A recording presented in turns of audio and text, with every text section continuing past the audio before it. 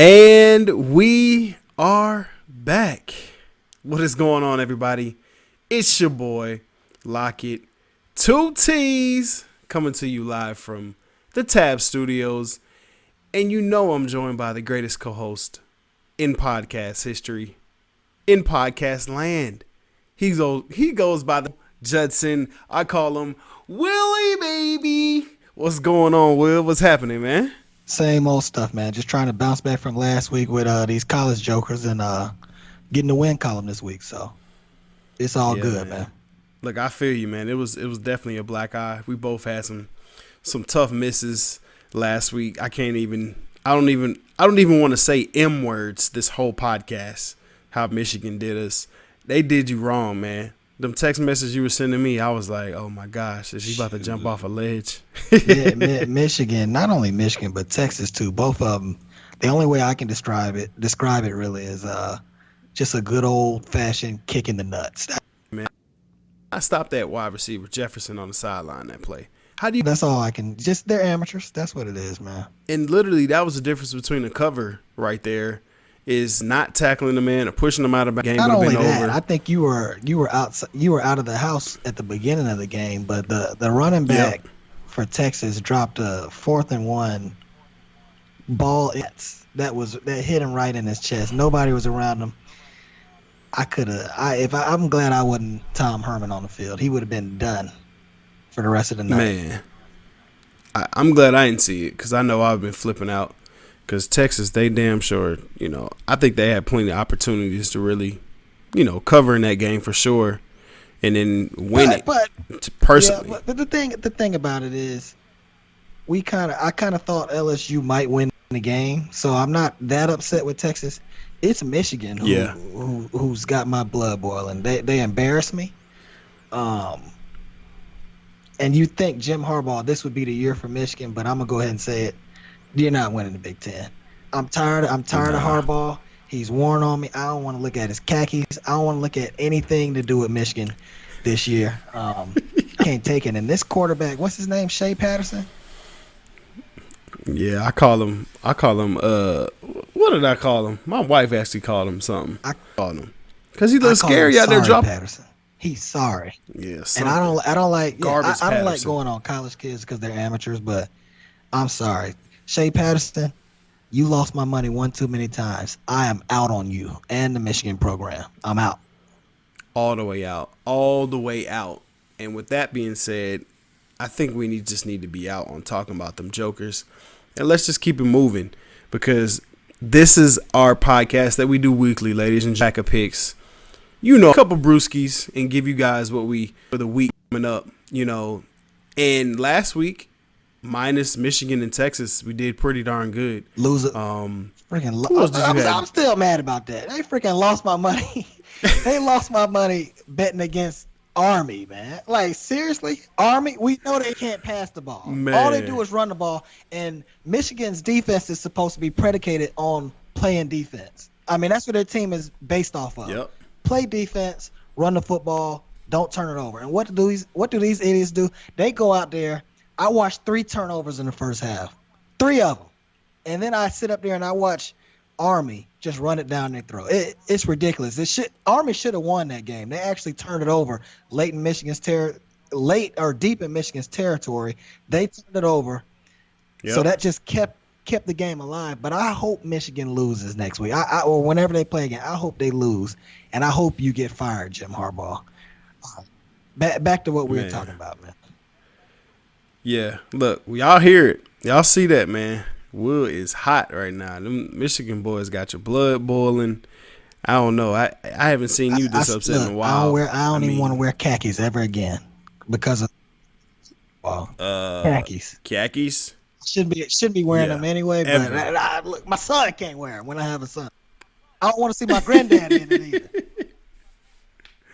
Ever. He said, all right, y'all heard it there first. No khakis for Will ever, man. So, but yeah, man, it's college football. I can tell you guys right now, college football is an up and down type of betting sport.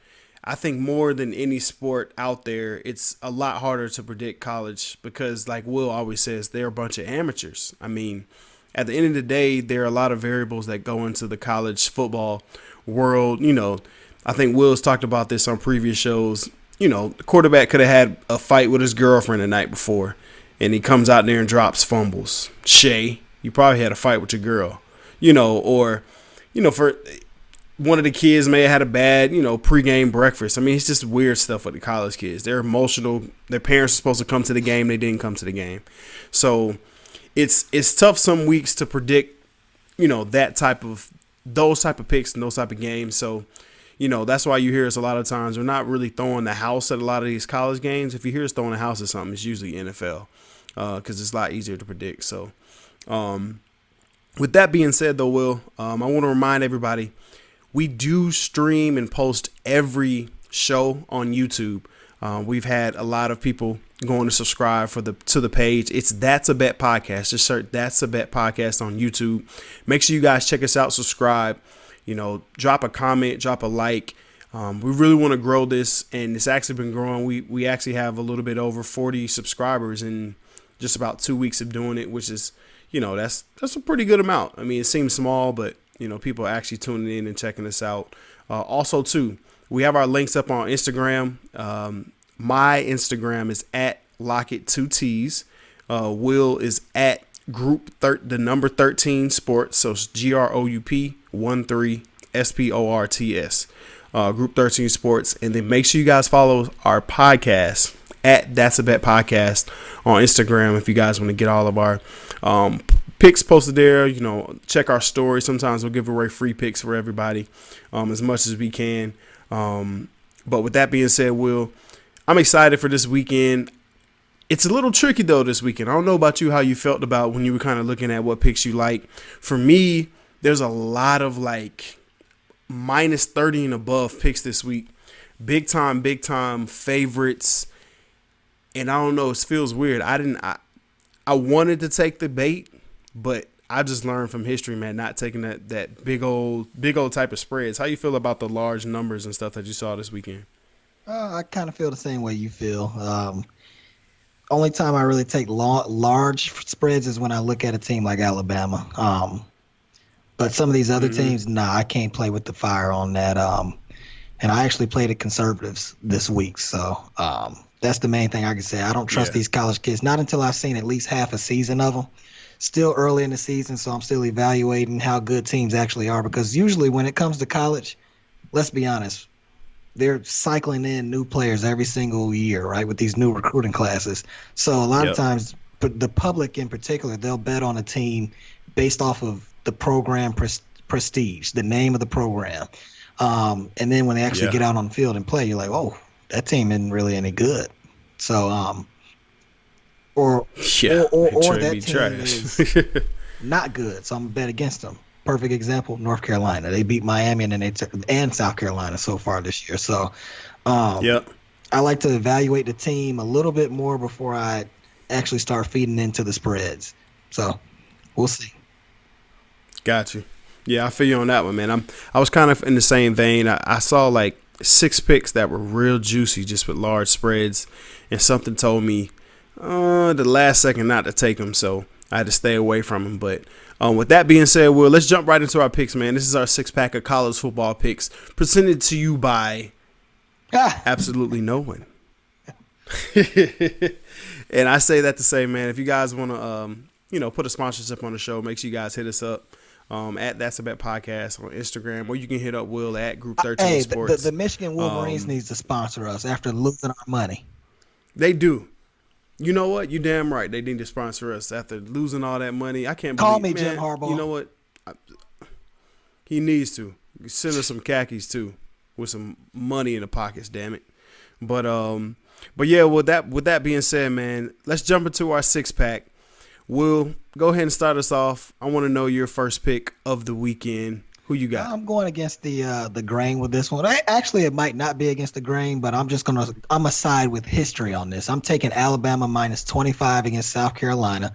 My whole thought process behind this is that this is a role that Nick Saban and Alabama has thrived in over the years. Conference play on the road. Think about this, Lockett. Mm. They are 12-3 against the spread in the last 15 games on the road in conference play. I like those numbers. Alabama, once Okay. again, Yeah. they're loaded. We know this isn't a team that is ever really down since Saban has taken over. All they do is reload every year, and particularly on the offensive side of the football, they're going up against a South Carolina defense that has struggled to defend the pass. I watched North Carolina, come up with some big plays in the passing game against South Carolina. I think that Alabama will be able to feast on that. Uh, Alabama, when Yeah. you look at these larger spreads, like last week, I think they were favored by minus 55 against the New Mexico State Aggies. I think that's their mascot.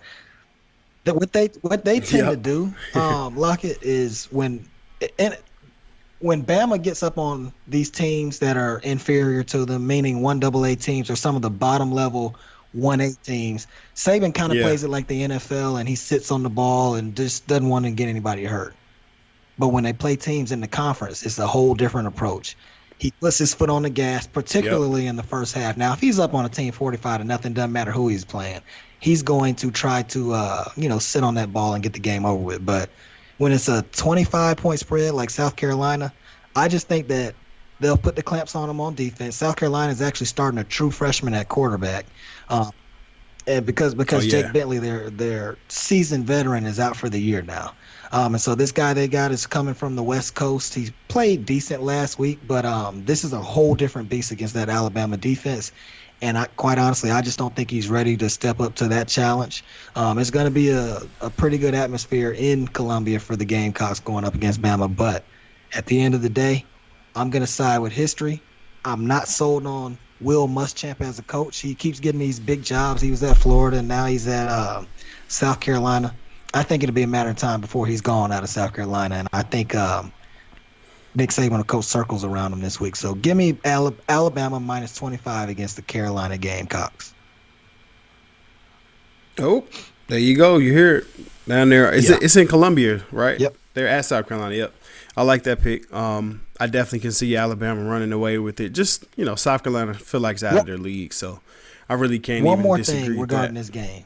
If the 25 is too steep Yeah. for, all of our girls and guys that are out there listening to this podcast right now, if that 25 is too steep for you, take a heavy look at Alabama minus 16 for the first half. I think they can get up 3 touchdowns early in this game. And if anything, take the foot off the gas in the second half. I definitely like them to cover that 16. Now, if it gets to 18, that's a little bit of a different story because now it's more than 2 touchdowns and a field goal. But right now you can get it. Bama can easily be up by 2 touchdowns and a field goal at halftime. So take a look at the first half bet as well. Yep, I like that. I like it, man. Now I'm going away from the SEC a little bit here with my first pick. I want to go to a team that I've been riding with since week 1, Will. Now I've been rocking with them Cougars, man. Those are my guys. The Washington State Cougars have been winning your boys some cash. First 2 weeks they had cupcakes, large spreads at home, and they steamrolled, averaging 58 points a game, over 600 yards a game. Mike Leach and my Washington State Cougars will be in your hometown, Will. They'll be out there in Houston at NRG Stadium taking on the University of Houston, led by Mike Holgerson. Mike no, Leach. What's his name? No, what's Dana. Holgerson's first name? Dana Holgerson. Excuse me, I got him mixed up. It makes sense to get them mixed up because if you remember, man, I don't know if you remember. I know everybody knows Cliff Kingsbury, coach of the Cardinals, but Cliff Kingsbury was a quarterback. His head coach was Mike Leach. His offensive coordinator was Dana Holgerson. Now Dana Holgerson is the head coach at Houston. Mike Leach is at Washington State. They're taking on each other on actually Friday night. We're actually recording this Thursday, so they're taking them Friday night. The spread right now is 9.5. Washington State is the favorite. And Will, I think you should go check out my boys, man. I really do. I think you should go see them Cougars live because they can put up points on Lockett, everybody. let me ask you man. something. You said the Washington State Cougars are playing the University of Houston Cougars, right? Yeah. Let me tell you something. I will never go watch some Cougars play. I think I was telling. Now that I think about it, I'm gonna be painting this weekend, and I'd rather watch the paint dry on my walls than to go watch two damn Cougars play. I don't want to watch BYU Cougars, Washington State Cougars. I don't want to watch the Houston Cougars either. I just don't. Dang, man, that's messed up, man. You ain't trying to rock with the Cougars, man. Pigs fly. Man, you know what? You're right, dog. But I will say this. No, I thought you. If I was betting on the game, then I would want to watch it. But I'm not gonna touch this one. So. Yeah, you ain't rocking with them. The action always makes it a little bit, more enticing to go watch. I agree. Like I said, you should go check it out, but I'm not gonna hold it against you if you don't. Also, too, the over/under in this game is 73.5, which is high. These are two high-scoring offenses. We all know the history between these two coaches. This is pretty much the student versus the teacher. He's got his whole scheme from Mike Leach when he was at Texas Tech. Leach is one of the best. Yeah, Leach is one of the best all time. And like I said, right now, Washington State is averaging 58.5 points and over 600 yards. Anthony Gordon, he's filled right in for your boy Minshew, Mr. Minshew Mustache, now the Jaguars starting quarterback. He's thrown for 884 yards and 9 touchdowns in 2 games already. Almost thrown for 1,000 yards already. Leads the nation. I mean, Mike Leach. It's like you plug and play. You got Dez Patman, you got Esup Winston Jr. at wide receiver, Brandon, I think it's Arcanado. But those are the 3 top receivers. All 3 of them already have over 100 yards for the season and 2 touchdowns each. That's one of the things that I love most about Washington State, because you think about, okay, we're going to take away this guy, we're going to take away that guy, but they spread the ball, and that's one of the things that Mike Leach does. His system is like, it doesn't really target one guy. It's a system.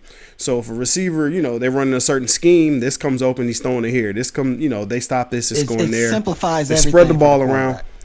Yeah, it does. It's almost like one half of the field.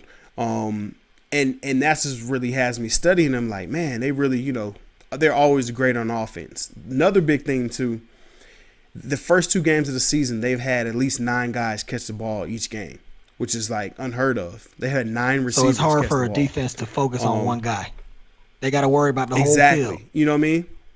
Yep, they got to worry about the whole field. So with that being said, y'all know my mentality and Will's mentality. This is kind of how we rock on this podcast.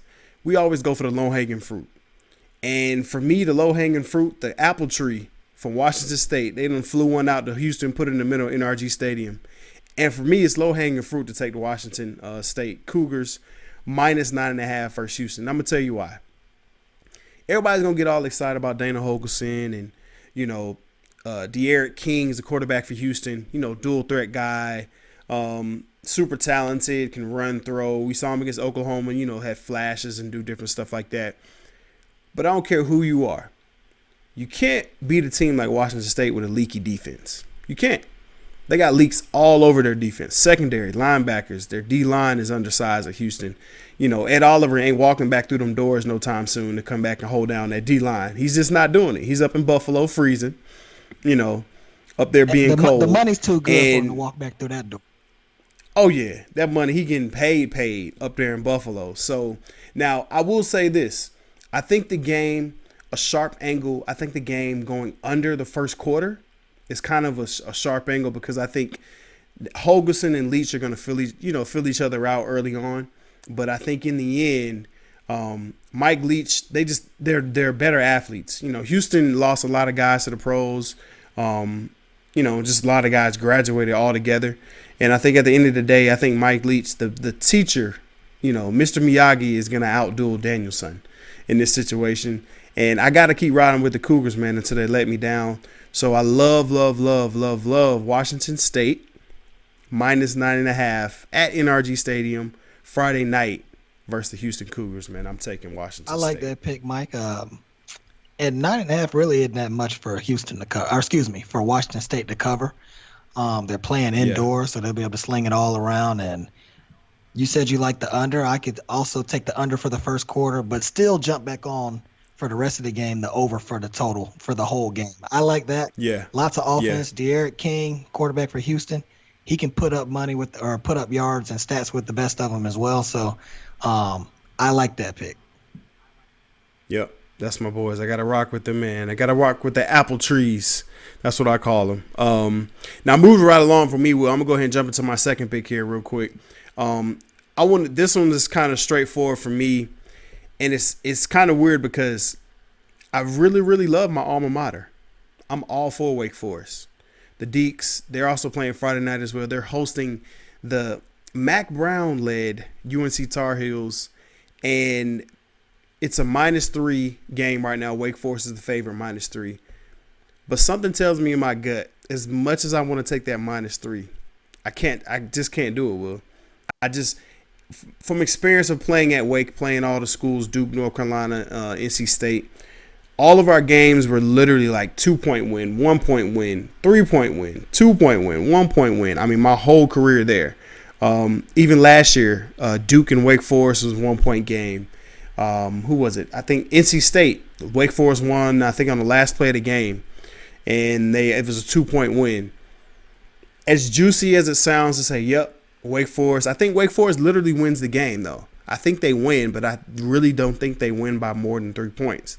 And that's the only reason I like Wake North Carolina to cover the +3 here.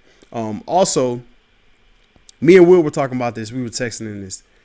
Wake Forest offense is prolific. Like, they're unreal, and kind of like a teaser for you guys. I would love to see Wake play Maryland's offense. I mean, how much they both score, how effortless it is, how the speed, of their offense. Like, that would be an unbelievable game.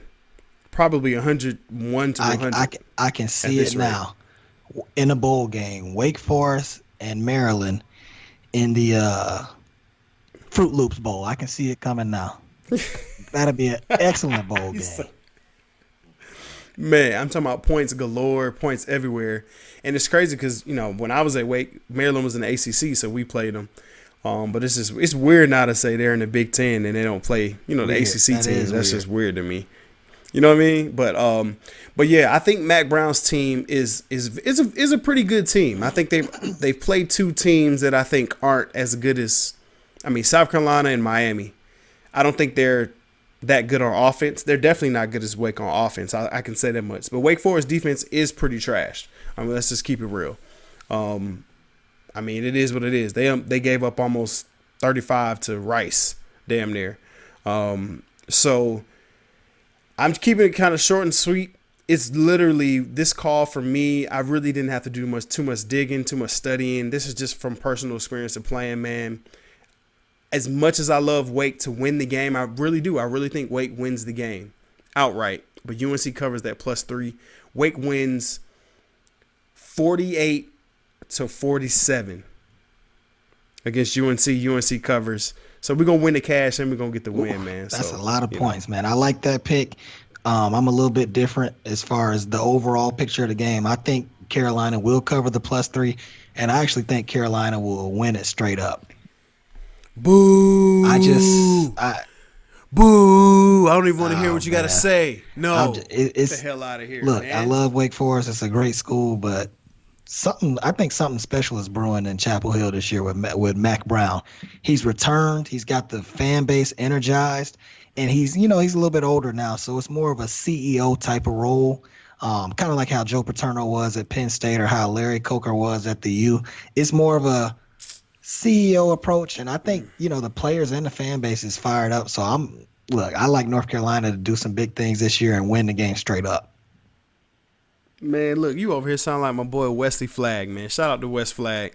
He went to UNC, man. We've been talking junk for like the past 4 days. UNC Wake, all this trash talk. Man, y'all both can kiss my ass. I don't give a damn. Wake all day. We're going to get this dub, man. It's whatever, Will. I don't care, though. I really don't care. I don't care either. My money not going on it. I don't care, man. Yep, good. To keep your money off of us. So you shouldn't even say nothing about it then. Why you even speak on it? You ain't putting no money on us. All right. And we already won you some money, didn't we? Yeah, but I lost 10 years on my life watching the game. Yeah. You're right, you did, but still, don't be talking about my boys saying that lose, 10 years man. wasn't worth my pizza box money I put on it, man. You a damn fool, man. All right, man. What you got for your next pick, man? I'm keeping it in the SEC. I'm taking a trip up to Okay. Lexington, Kentucky. The Florida Gators and the Kentucky Wildcats. I'm going under 48 in this game. You look at the Florida. Absolutely. Defense, You huh? look at the Florida Gators. They've got one of the best defenses in the country. They sacked Miami, I think, 10 times in week one. And I think they played Tennessee Martin this past week and beat them 45-0. Didn't give up anything. You look at Kentucky, and I always mix them up because there's so many of them. I don't know if it's Mike Stoops or Mark Stoops that's coaching Kentucky right now. It's one of them. Then Bob, he's coaching in. Well, hold on before I go any further. Their big brother Bob Stoops is coaching in the XFL right now. Mike, Yep. Mike, I wouldn't even go coach in the XFL right now if I could. What the hell is he doing that for? He should have too much pride to go coach in the XFL. The money can't be that good, man. Hey, man. I think Vince McMahon dropped a bag on his head, boy. He got to. I don't care if he dropped a damn Brinks truck on him. He don't need to be coaching in no XFL, man. But anyway, back to this game. You got one of those Stoops brothers coaching at the University of Kentucky. He's a defensive-minded coach. And think about this, Mike. Kentucky is starting a backup quarterback this week. His name is Sawyer Smith. He transferred in from Troy. Their guy last week, he got hurt. He's out for the season. So now we get to see what this Troy quarterback is going to do. I already mentioned it earlier. The Gators sacked Miami 10 times. This new guy, Sawyer Smith, has a little bit of mobility, but I don't think he'll be able to do anything with that speed on the Gators defense. It's a talented secondary. And then when you look at the other side of the ball, Felipe Franks and the Florida Gators. Man, Felipe Flukes. He's so sorry, dog. I'm sorry. He's sorry. That's a good name for him. The one thing I'll say about Felipe though, he's up and down. He's good at being inconsistent. I think that he will be a game manager this week against Kentucky, and the defense will bail them out and get a couple turnovers on Kentucky. I think Florida and Kentucky are both going to run the football. They're not going to be throwing it all over the yard, and I like the under in this game. I just think, the revenge factor is there for Florida as well. They lost to Kentucky in the swamp last year. So. That was like first time in a long time, so too. Kentucky is trying to go for back-to-back wins against Florida. It might be in history. So we'll see what happens, but I like for Felipe Franks to not play well, and I also think that the Troy backup quarterback who's playing for Kentucky now, this is going to be his first game starting. I think there'll be a little nerve there. They are amateurs at the end of the day, and I don't think Stoops quite trusts him to just give him the keys to the Ferrari and let him throw it all over the place. Kentucky can run the football. They like to do it by committee, and so I think they'll try to pound it on Florida, but overall Florida will keep them, bottled up, and it'll be an under 48 game, 48.5. Look, all I got to say about this game, how the hell did Felipe Franks pick? How was he Elite 11, bro? No, he's 6'6", 240. I didn't realize it. He's 6'6", 240. And oh, okay. Okay, so in high school, you look at that kind of stuff, and he's probably dominated where he came from. You're like, okay, we got to rate him. Super 11. Yeah, because gosh, he's just lost me so much money, man. He's in that Shea Patterson category for me, dog. Like, I'm over him. Yeah, they about the same. If you think about it, it's ironic. They played in that bowl game last year, him against Shea Patterson. that wasn't nothing but a big. That game was sorry as hell. You're right about that. Okay, I like that. Hey, well, go ahead and give us your last one, man. All right. Let me go ahead and get your last. All right. So now we stayed on the southeastern side of the U.S. and now we're gonna head out to the west. Okay, west side. Going to Provo, Utah. We're going back to Utah. Ooh. I'm taking BYU +4 against the USC Trojans. Now, what's one of the main things you and I talk about when it comes to these teams, Mike? I'm gonna go ahead and break it down for you. We've always talked about whether it's college, pro, whatever. When you have a star player that goes down on the team, yep. Go right to the casino or go to your sports book and bet on that team playing that next week. The following week. I wouldn't say bet on the rest of the season, but you always want to bet on that team that next game because we know they're going to come out with an extra need to try to prove the public that they can win without their star. They're going to have a little bit extra adrenaline. And then when you get a team like USC that traditionally has athletes all over the field, whether they, the coach coaches them up to play well, that's one thing. But when you got all those athletes out there and they go up against Stanford, who happens to be down this year, you get what happened last week. 45-20, USC beat Stanford with true freshman Keaton Slovis, I think is how you say his name, like that. Yep. Kurt Warner Jr. Keaton Slovis. So he looked great last week against Stanford, who didn't have KJ Costello, who's their best player, or their best offensive lineman. Mm-hmm. And I'm just going to be, straight up with you. And I love David Shaw. He's a good coach. But they're just bad this year, man. They're bad. They couldn't stop the run or the pass, and they made Keaton Slovis look like Fran Tarkenton out there. I mean, it was ridiculous. I actually think Stanford's going to get, beat by double digits this week against UCF. Not going to touch it, but Me too. I can see that happening. Now this is the game, being that they're going to Provo, Utah, where I feel like Keaton Slovis and USC is going to regress to the means a bit. This is a tough road test for a true freshman who hadn't been in a situation like this before. And think about this. BYU, Tennessee is not a very good team this year, but they did go all the way out to Neyland Stadium, which is not an easy win, and they beat Tennessee. I think that BYU is going to play defense and get physical, muck the game up a little bit, as people like to say, and playing out there in that mountain range, that high elevation. I think the advantage is there for BYU, and I wouldn't be surprised if BYU won the game straight up. I like it. I like that. I mean, that cross-country road trip is tough, whether it's NFL, college, especially college, because them boys probably be having a good time on them planes and stuff like that. How we used to do. So I definitely can see that. And BYU, that thin air, boy, man. It ain't no joke out there, so I can rock with it. I ain't really got no beef with that. I'm not gonna pick you apart with that one, man. I appreciate that, man. I'm still thinking about that UNC BS you said earlier. Mac Brown, man. Bump you in Wesley Fagg. Hey, what's Wake Forest coach's name? David Clawson. Okay. Give me Mac Brown. Okay. Which one? North Carolina Mac or Texas Mac? Don't do that. This is the North Carolina 2019 Mac.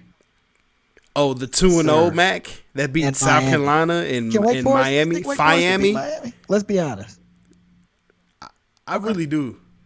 With that freshman QB, Miami defense ain't no dogs. That's my thing. I always look at you got to have a SEC defense to stop Wake. Real talk, or Clemson D. That's what I think. I got you. So yeah, damn. Talking about Mac Brown. Shit. Sorry, y'all. I'm over here dropping S-bombs. Shit. So, Will, my third pick, man, and I kind of got a chant for you. It kind of goes like this. Michael Locksley. Michael Locksley. Michael Locksley. Locks. That's my boy. I think that's my stepdad, bro. Locksley, man. Alabama's OC. Did you hear what Jalen Hurts said about him, man? Jalen Hurts said, I'm not surprised that they're putting up over 70 points. All the stuff that this guy's taught me while I was there at Alabama, he's one of the greatest offensive minds. Okay, don't size it too much, Jalen, because guess what? You had the chance to go there and you didn't. So don't blow too much smoke up our ass. You know what? You right. Damn, Jalen. Hope Jalen don't hear this because he definitely going to be talking about something. That's, yeah. Woo! Jalen, you could have went. Yep. Damn. But, hey, your boys, man, I can tell y'all this much. If there's somebody that really likes Maryland, it's the guy right there that I'm looking at. And, man, Will's all over this Maryland train. He might be the – what is it? You might be the head of that train, or you might be trying to be another one of the Ninja Turtles or something, man. The Black Turtle. I was all over him last. You try to be. They can't. Man, I'm talking about you. Probably the only one in the country that was like, yo, they gonna beat their ass. They gonna beat Syracuse ass, and they whooped them too. And you would think close, because they're playing Syracuse, and when Loxley, he's coaching. He looks across the sideline. He sees Dino Babers. He says, "You know what? I see a Joker that looks like me. I look at my skin. I see a black coach over there. You know what he did? Yep. Kicked his funky ass. Hey, that's what he Yeah. said on House Party. I kicked this fucking ass. I'm not gonna let up. I don't care if he's black, green, blue, orange. I'm gonna kick his funky ass." Hey man, that's my shit. Hey dog, I'm kicking funky ass. Hey dog, man, for real though, he had the pedal to the metal the whole game. They tried to score in the fourth quarter, bro. Like, he's anti Nick Saban mentality. Got the most points in college football history in the first two games. It's like 130 something. Yep. So just to drop this, so looking at it, Maryland's taking on Temple at Temple. And this is their first road test of the season. But let me give you some background knowledge. So Maryland has been around a little bit over 100 years. But in the last 75 years, the most points scored in Maryland games. Let me give you these stats. 79 points versus Howard, 2019, highest ever. 74 versus Missouri, 1950. 63 points versus Syracuse, 2019. 63 versus Illinois. When? Whoa. 2018. Beat the brakes off of your alma Got some mater. athletes, man. Dog, they got some Hey, dogs. they almost beat Ohio State last year. They And really ran did, for about though. 400 on them. Yep. I don't know how they win that game. Urban Meyer. It was something Urban Meyer crazy. said it. He said, "I'm not surprised they're playing the way they are because we couldn't stop them at all last year. They had some athletes at every level." Yep. That's what he said. They got the right coach. Yep, they really do. Yeah. And then 63 Townsend 2017, 63 Virginia Tech 1950. As soon as I read that, I went downstairs, got a cup of that Terp juice, and I drank the whole damn cup, Will. Man. Like, I mean, I love Mike Locksley, man, coming from Alabama. And the craziest thing is, I think the books are banking on the Terps being overrated. You know, I think Vegas is smart. You know, all the people are like, well, yeah, they came out and beat Howard. Yeah, they can't beat Syracuse. They're saying Syracuse is down. Okay, cool. But even if a team is down, they're ranked 21. Syracuse isn't that bad. And they put up damn near 70 points on them. You know, I can see Howard. Okay, cool. That's HBCU, whatever. But I think the way Josh Jackson is playing, man, poised. He looks like the Josh Jackson we all knew freshman year at VTech. Where he was showing flashes of himself being great. And then I think a lot of people aren't really talking about it. Maryland has a three-headed monster at running back. Like the Ohio State game, they almost ran for like 400 yards. People thought they were really throwing it. They were running it. Anthony McFarland Jr. went off that game. But this season, Anthony McFarland Jr., Jake Funk, and Tayon Fleet have all went over 100 yards already in the season, bro. Like, it's literally looks like Locksley took a page from Saban. You know how Saban used to have his three-headed monsters with Henry and Yeldon and all them boys in the same backfield, and you rotate them. And it's like you wear down a defense with that. He literally got two guys. He got one transfer came in. I think Funk was a transfer, but then he had McFarland and Fleet already there. And he's taking the pressure off of Jackson. They're doing play action. I mean, it's crazy, man. So, I think with that being said, their offense is definitely not one-dimensional. Temple, they lost Coach Collins. He's at Georgia Tech. Temple also lost Rock Yassin, a cornerback that got drafted. I think he went third round, and Michael Dogby was another NFL guy. Temple has a history of having real good defenses, you know what I mean? But I think losing key players at key positions, I think Vegas is off on this, man. I really see Maryland as like a 10.5 to 12 point favorite in this game. And I really think this game isn't going to be close. Now, with that being said, they're minus 7.5 right now at Temple. By the hook, okay? So bring it back down to minus 7 just to be sharp. Because then, something happens crazy at the end and Temple scores, you're not losing because of that 0.5. You can at least get a push if it's 7 or something like that. But I really don't see it being that close. I think Maryland Starts a little bit slower just because it's a 12 o'clock game. They're playing at Lincoln Financial Field. You know how that is. Just the bottom ring will be full for Temple. It's not going to be that live like a Maryland game with 70,000 in there.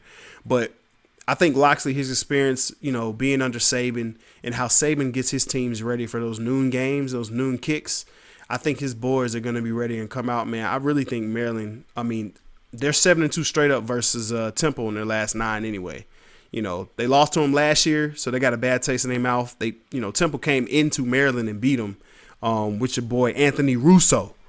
Came in there like he's straight from Jersey. He's a Jersey boy. Came down there slinging the ball. Then he went to the car, with his father. I went Boston on y'all, but whatever. Shout out to LT. But, yeah, man, give me Maryland -7 by the hook. So take that 0.5, go ahead and drop it down -7. I love Mike Locksley and the Maryland Terps to go and get this dub, man. What you think, Willie? I love Mike Locksley. He is next level. If you look at what he did last year at University of Alabama, Alabama has been dominant over the years, but they've been more known for running the football and playing defense. Mm-hmm. When he took over the play calling last year on offense, they looked like a completely different team as far as running the spread, throwing it all over the place, killing teams, pouring points all over them, and he's taking that right to Maryland. Now, what I will say with that, I don't feel great about it because the thing that gets me a little concerned with them going to Philadelphia playing it in the Eagle Stadium is that now the spotlight is starting to turn on them a little bit. Now the public is starting to look at them like, whoa, look at what Maryland's doing. So with those type of expectations, that's when I say, look, I'm gonna look through the window and look at y'all play outside. I can't come outside and play with you today, so I'm gonna watch from afar and root for you and hope that you get your money.